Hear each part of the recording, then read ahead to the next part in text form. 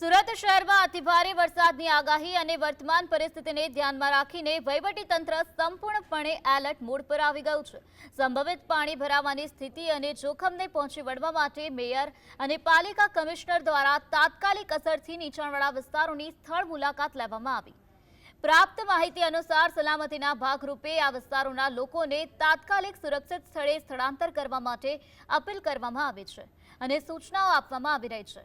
કોઈપણ આકસ્મિક આપત્તિ કે બચાવ કામગીરી માટે સુરત ફાયર વિભાગની ટીમોને જરૂરી સાધનો અને બોટ સાથે સ્ટેન્ડ બાય અને તૈનાત રાખવામાં આવ્યા છે, જેથી નાગરિકોને સમયસર મદદ મળી રહે।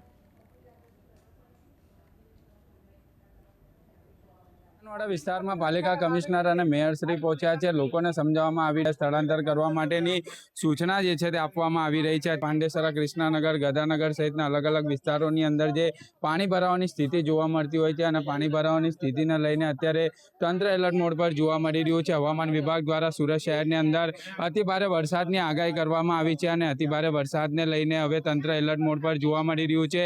તમામ લોકોને અત્યારે સમજાવવામાં આવી રહ્યા છે। કમિશનર સાહેબ છે, કઈ રીતની સમજણ આપવામાં આવે? લોકોને એવું લાગે છે કે પાણી આવશે નહીં એટલે આપણે જતા નહીં, પણ જ્યારે ગાડીની આટલી નજીક લો લાઈંગ વિસ્તારમાં રહેતા હોય તો એ રિસ્ક વધારે છે। એટલે એ સમજાવીએ છીએ કે તકેદારીના પગલાંના ભાગરૂપે આપણે જઈએ અને પરિસ્થિતિ સુધરી જાય તો પાછું પણ આવી શકે છે, એના માટે તંત્ર એમને મદદરૂપ થશે એ સમજાવીએ છીએ। બિલકુલ જે રીતના સમજાવવાની પ્રક્રિયા જે છે તે કરવામાં આવી રહી છે। જોઈ શકાય છે અત્યારે જે મહિલાઓ છે, નાના બાળકો છે, તમામ લોકો અહીં રહેતા હોય છે ત્યારે તેમને સમજણ આપવામાં આવી રહી છે કે ખાડી કિનારે રહો છો ત્યારે પાણી વધી જાય તો જશું કે તેના કારણે અત્યારે જે રીતના તંત્ર એલર્ટ છે અને તેમને અન્ય જગ્યાએ ખસેડવા માટેની પણ સૂચન જે છે રહ્યું છે। સાહિદ જગતાપ, GSTV, સુરત।